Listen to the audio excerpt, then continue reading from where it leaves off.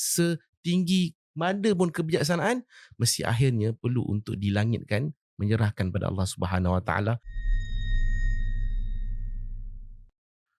Pak Fir, saya teringat ayat Quran Allah sebut Syahrul Ramadan alladhi unzila fihi al-Quran.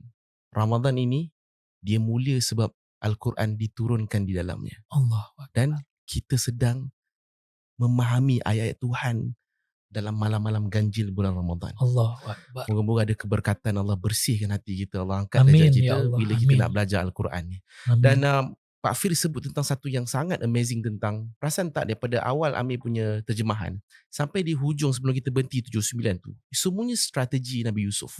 Nabi Yusuf merancang sekian, Nabi sekian-sekian, tapi ditutup dengan qala inni ma'adzallah.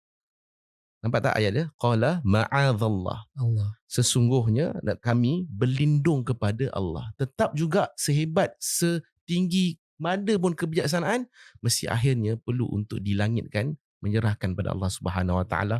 Segala strategi keilmuan kita ni, rupanya ini semua adalah milik Allah Subhanahu Wa Taala. Baru ada Allahu keberkatan Akbar. dalam kita punya keilmuan kita tu.